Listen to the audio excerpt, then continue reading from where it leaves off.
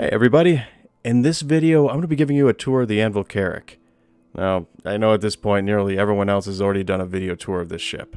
So in order to keep things interesting, I'm going to focus in on more than just its physical makeup. And I'm going to be giving a lot of my opinions as to how this vessel stands up to the reputation that it was given. The one advantage to holding off and making this video after the ship's been out for a little bit is that I've already spent a lot of time flying it around. So at this point, most of my opinions are based on practical experience and less theory crafting on how this ship is going to perform after the bugs have been worked out of it. I also have some new discoveries to share with you when we get to the hangar bay portion of the tour.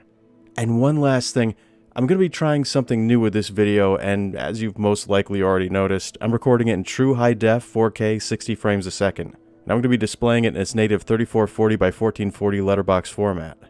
Let me know if you like it and if you want to see more videos being presented like this in the future. Making videos like this is a lot more costly in terms of rendering time and the hard drive space that it takes up, but I personally love the way the letterbox format looks, especially for videos like this, and I think it's worth the extra effort and the time that it takes to produce it. So if you like it, then definitely let me know in the comments section and I'll start making more videos that are presented in this format. So let's get on with the tour. Man, I can't believe that I actually used to think that this ship looks small from the CitizenCon demo. I'm going to start things out from the outside of the ship and work my way up one floor at a time. As of right now, there's only one way to get inside of it while you're on foot, and that's by clicking this button. It'll lower the ramp, and you're going to have to be a little patient with it because this ramp is slow to respond. This is the only downside that I see to having this being the only way to get into and out of the Carrack from. At least it is when you're not in space. And it's that this ramp is so slow to respond that someone could easily get on board during the time that it takes to lower and raise it again. Some people make it their business to go around sneaking aboard people's vessels and shipjack them once you get outside of an armistice zone. So security is kind of a big deal, especially when you're talking about a new ship like this. There's a button on the left side of the ramp that you use to close it again, and it takes a lot longer for it to close than it did for it to open. So just be patient with it and make sure to only click it once. When you're new to this ship and how it operates, it can be easy to think that you misclick the button and end up clicking it again, which in turn ends up lowering the ramp once again. To avoid this in the future, they really need to increase the response time of the ramp and decrease the amount of time that it takes for it to close.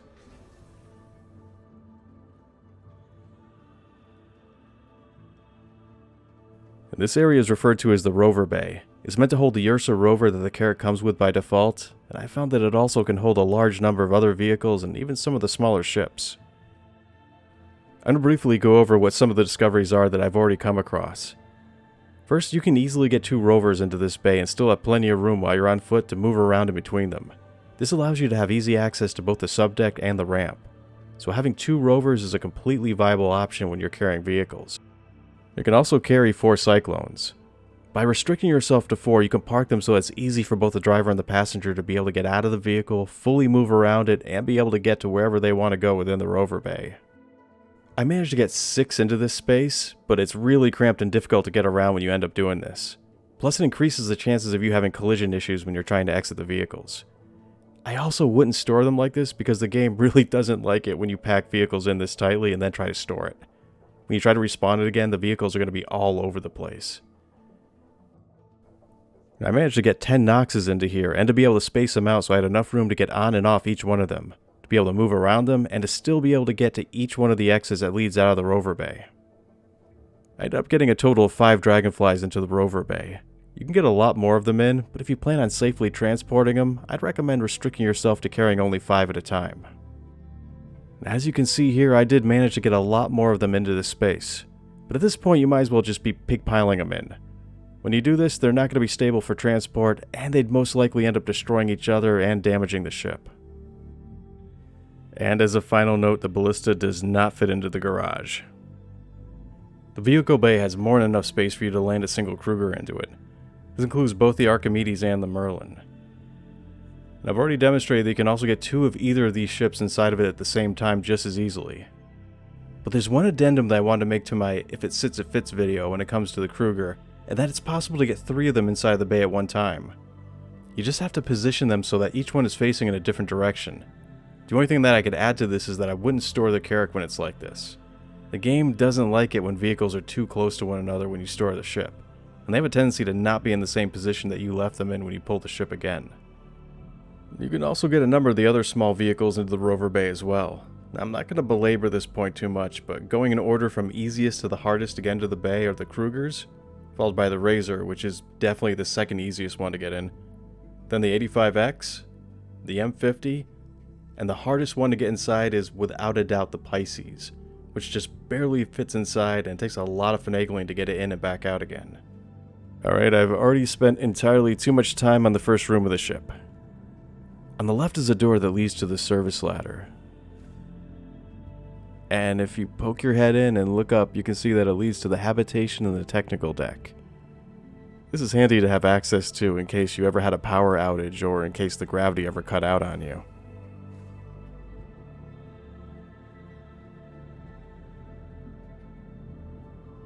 Now, this is something that's right out of the Valkyrie, and its main purpose is to keep vehicles from ramming into the back wall, but could also double as cover that you could hide behind to repel shipjackers from.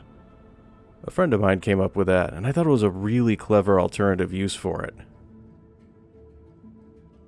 This is a lift that leads up to every floor but the cartography deck.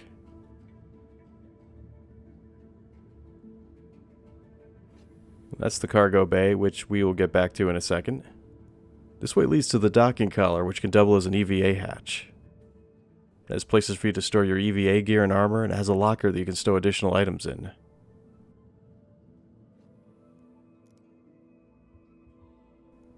And through the magic of editing, we are now in space.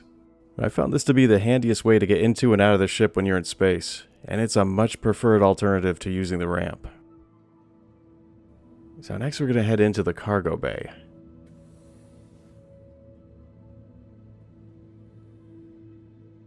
The ship has 3 detachable cargo pods that holds a combined total of 456 SCUs worth of cargo. That breaks down to 132 SCUs each. To put that into perspective for you, each individual pod can carry more than a Freelancer Max can hold. At one point a dev said that each pod could just barely fit a Ballista into it, but he didn't say if that accounted for having the lift in there or not. Judging on past experiences, I would say probably not. But I'm going to continue to keep deluding myself into secretly believing that it can fit one in there until proven otherwise. Even if it doesn't end up being able to fit a Ballista or even a Nova tank, you should still be able to haul a fair amount of additional ground vehicles in here. The last 2 pods are exactly the same, so I'm going to continue along the catwalk until we get out of this area.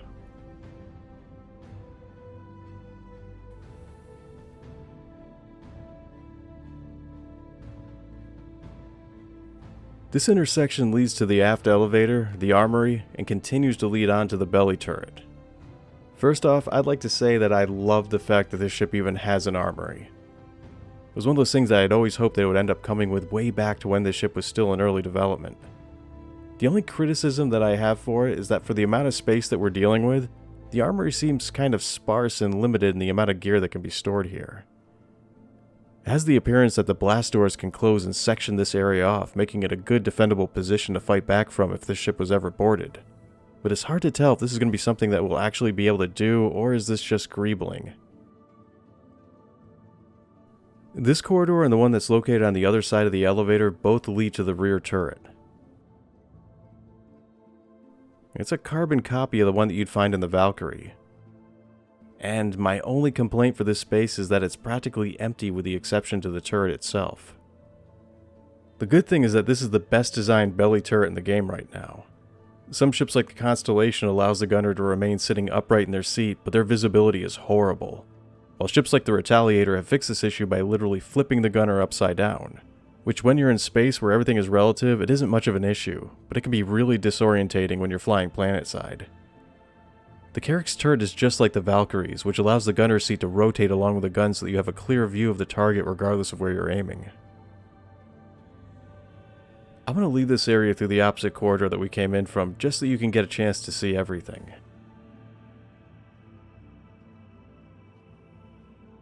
And I'm going to click on every point of interest that I can along the way.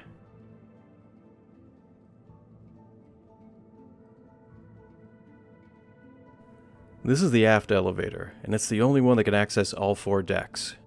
It's also a great showcase for their new building block tech that they use to create its interactive buttons. The only complaint I have with it is that this would have been the perfect elevator to use to go all the way down to the surface with. This would have created an alternate way to enter the ship from other than having to use the ramp. It already extends through the entirety of the ship, and there's nothing located beneath the subdeck that would have prevented them from doing this. Okay, so now we're on the Habitation Deck. Each of those two corridors that I just looked down both lead to the same area. They wrap around and bring you to the front of the medical bay.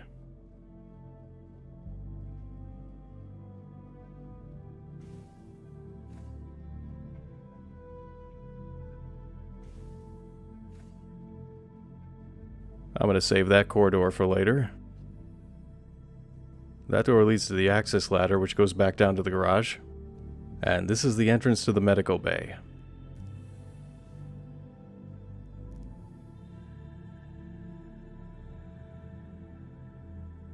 The medical bay has been slightly altered from its original concept. It now has 3 medical beds instead of 5. 2 of them are tier level 3, just like the Cutlass Red has, which are good for healing minor injuries. And the 3rd bed is tier level 2, which can be used for healing more serious injuries. There's also a storage room and a doctor's office located in this area. The storage room looks like it can hold a variety of perishable supplies, extra crates, and samples from both flora and fauna, and to be able to keep them stored here for an extended period of time.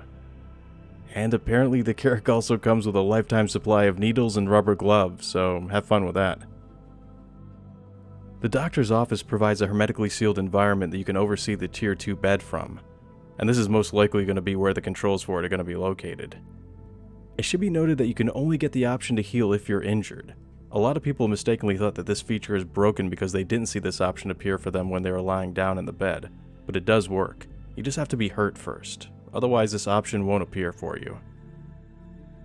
Currently, the tier 2 level bed can not only heal, but it can also act as a spawn point that you'll return to if your character is reduced to 0 hit points.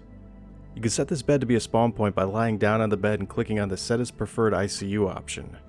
You can also unselect this bed by clicking on the Clear as Preferred ICU option. Being able to use this ship as a spawn point is an incredibly useful feature to have access to, particularly at this point in the game's development.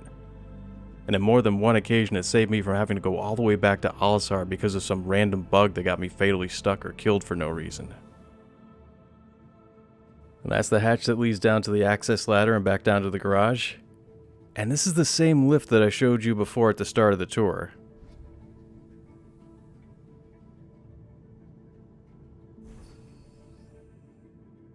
I'm going to take my first right and head into the crew's quarters.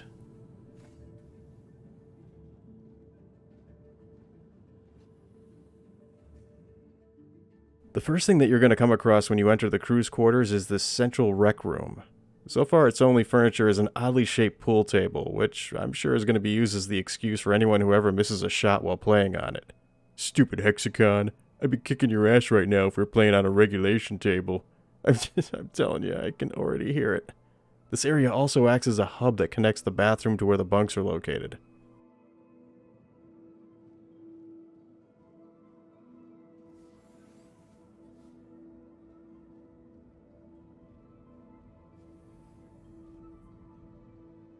This is the bunkhouse. It's got 5 beds, 2 of which are bunks, and the last one's a standalone that's been recessed into a wall.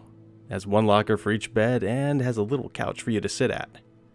This room has an interesting lighting scheme where it's not quite as well lit as the mess hall, but it's a lot more brightly lit than the outside corridors that you'd find in the rest of the ship, which gives it a kind of sleepy time somber quality that's a direct contrast to how the other rooms of the ship feel.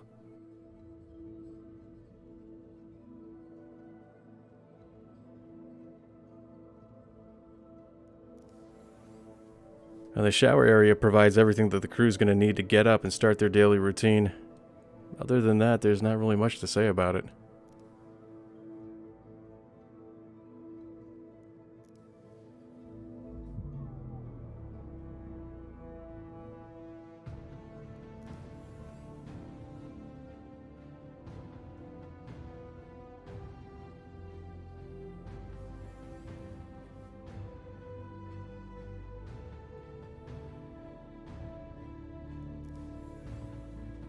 I can appreciate how the bathroom and the showers have been separated from one another, and I'm sure that the crew will learn to appreciate it too, especially after taco night.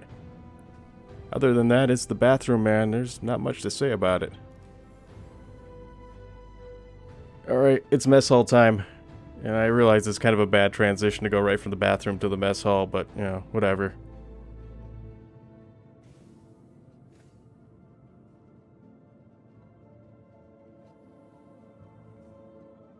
The mess hall seems like it's going to be the main social gathering area for the ship. It's going to be a necessary part in keeping the player's actor status system in check, and is one of the more well-lit areas that really has the ability to lighten up the oppressive mood that a lot of the rest of the ship has.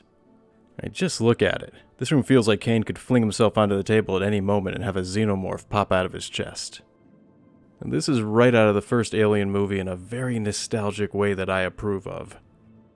This is a little Easter egg from the devs that you can pause and read if you want, or you could check it out on your own next time that you're in a Carrack.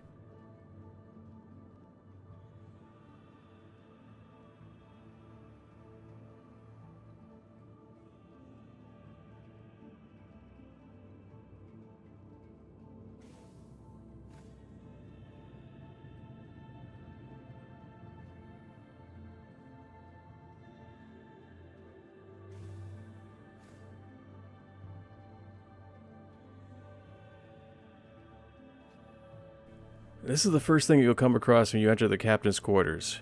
It has a very typical office-looking layout.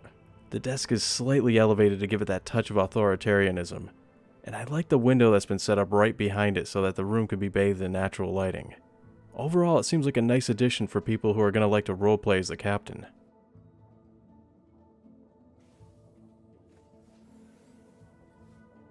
The next room is where the captain's bunk is located. It also has a locker and some extra storage space, and it has its own private bathroom.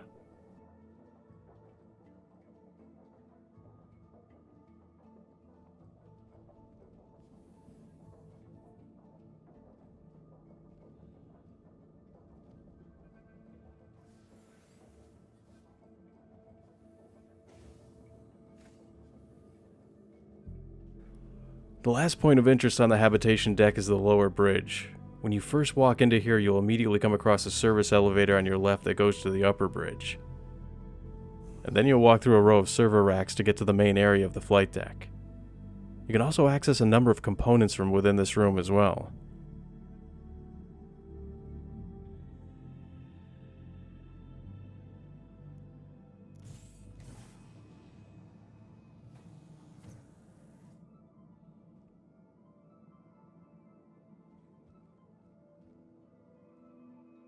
The flight deck has 3 stations in it. The center seat is the pilot's, and flanking it are the co-pilot seat and a support station.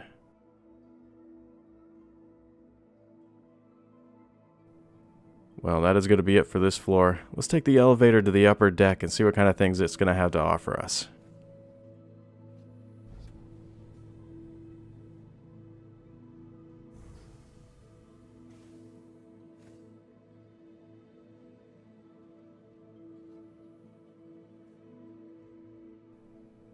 The upper deck has a gunner's seat, a support station, the hologlobe, and a standing command station. The command station has limited functionality when compared to the pilot seat, but it's got a lot better view. The gunner's seat controls the remote turret which is located on the top of the ship. When you first step onto the bridge, the gunner's seat is going to be the one that's located to the right of the hologlobe.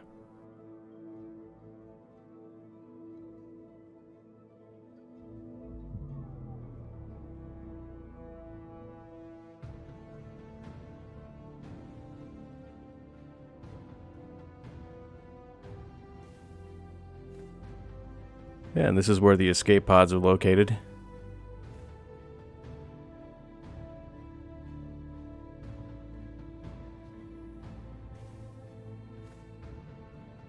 The repair room is going to be a place where you can fix damaged components and hopefully weapons and other personal items.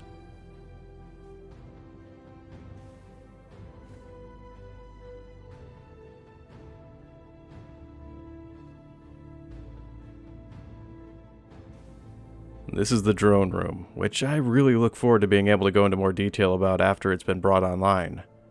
For now, you can check out the Q&A about the Vulcan if you want to know more about how drone gameplay mechanics are going to work. Drone gameplay is one of the most anticipated features for ships like the Carrack, the Vulcan, the Orion, and the Reclaimer, so I really hope that it's given the proper amount of attention when they do finally develop it out. It's going to have a lot of potential gameplay associated with it, and it's going to greatly increase the abilities of these ships in a lot of different ways. This is that same elevator that goes back down to the habitation level in the subdeck. And this is the other end of the access ladder that I showed off when I was back in the garage.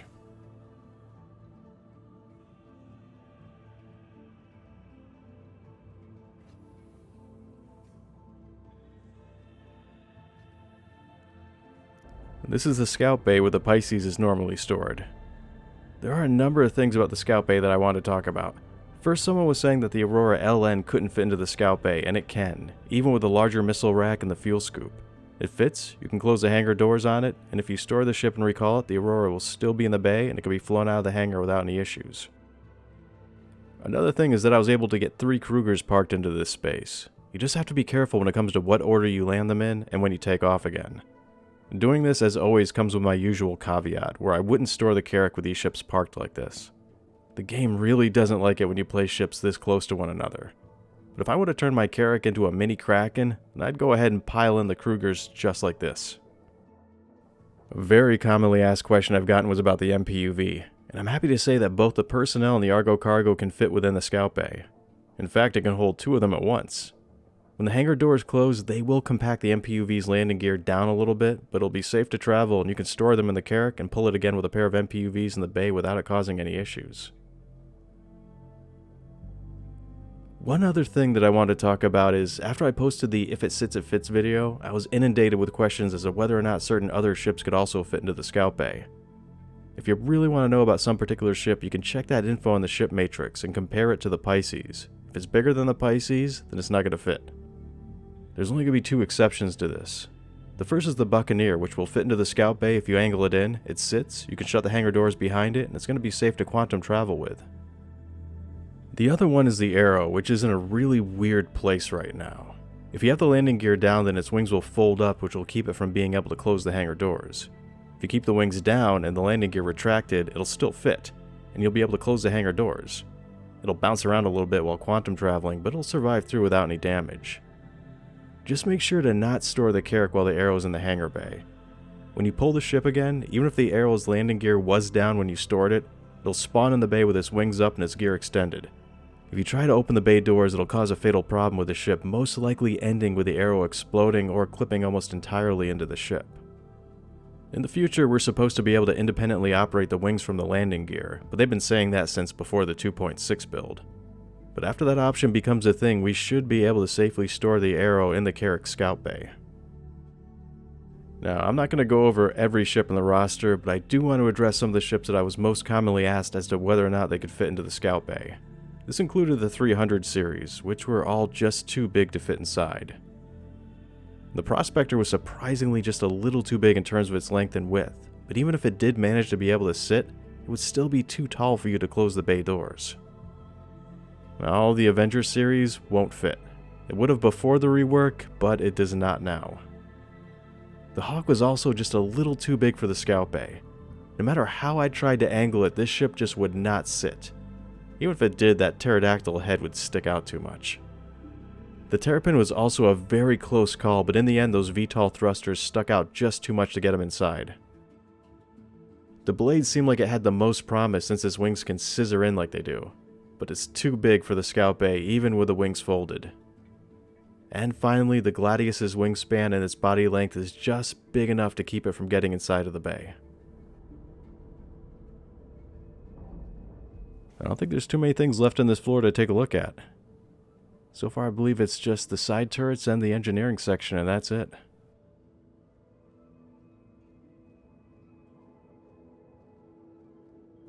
I absolutely love the way they did this fish tank view of the scout bay. Very, very nice addition.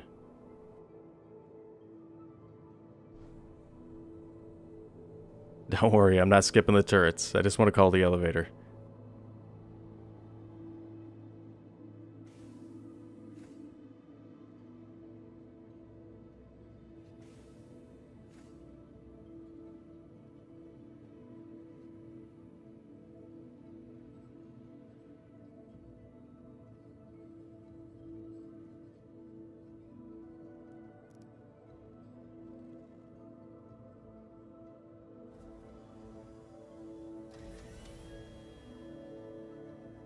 The Carrack side turrets are my favorite in the game. The Hammerhead may have power on its side, but these turrets have style. And you can't tell me that they don't completely emulate the ones that you'd find on the Millennium Falcon in all the right ways. Like, to the point where every time I destroy a ship while using this turret, I expect someone to turn around and say, "Great kid, don't get cocky." I found that the turrets have great overlapping fire. They're just powerful enough for what you need them for, which is mostly for taking on smaller and medium-sized ships. I just don't like the default options for the dorsal and the ventral turrets. I wish they all came with rhinos. This vessel is such an amalgamation of classic Star Wars ships. It has TIE Fighter wings, Millennium Falcon turrets, and it looks like Darth Vader's personal decorator gave this deck the once-over. And what else do we have left? Oh yeah, the engineering room. Let's go hit there next. I think it'd be better if we go here first. If I save it for last, I know I'm going to forget about it. And this whole area overlooks the engine room. And that's the gravity generator. I tend to look in every direction when we enter a new room, just to give you an idea of where we are. This looks like a good place to have a short pause and take it all in. This has got to be one of the best looking engine rooms that I've seen so far.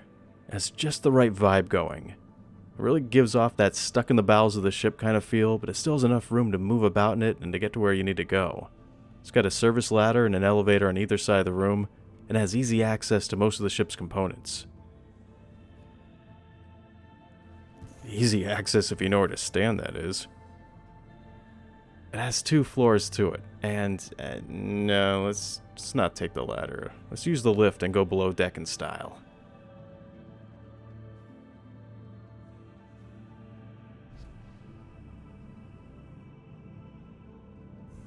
This is where the rest of the components are. And if you want to know which one is which, just look at the ground in front of it. Everything's pretty well labeled here.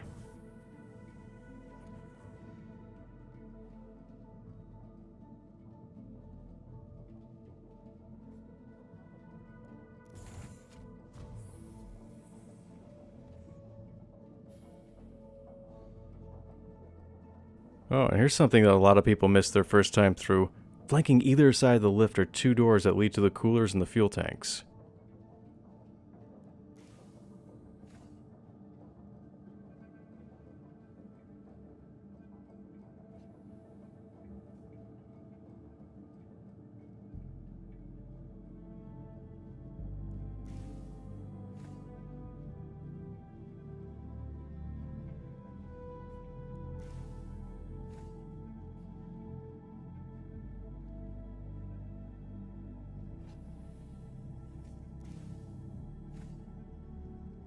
And that just leaves the cartography deck to take a look at, and it's the smallest one on the ship.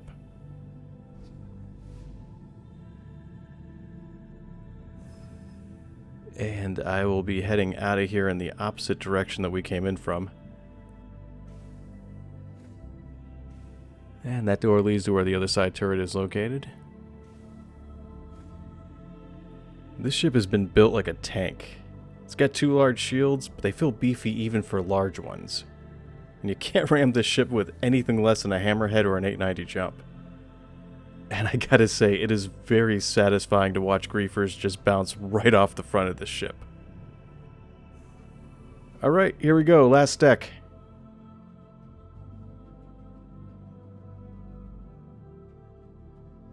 Next to the drone room, this is the one that I'm looking forward to the most for them to bring to life.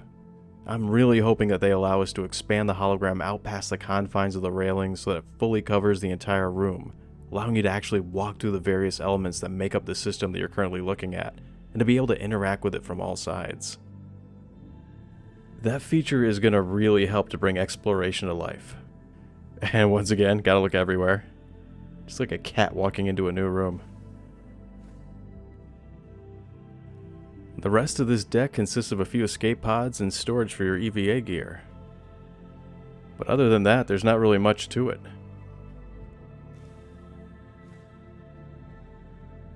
Door. More doors. Now, this is a good vantage point to watch ships enter the scout hangar from. It's also a fast way for you to be able to get down to the technical deck, as I'll demonstrate. You can also EVA your way down into here and not hurt yourself. At least you shouldn't if you do it right. If you go full speed and hit it like a bug hitting a windshield, yeah, you will hurt yourself, but, you know, take it easy is all I'm saying. And that's going to conclude this tour of the Carrack. Thanks for watching, and take care.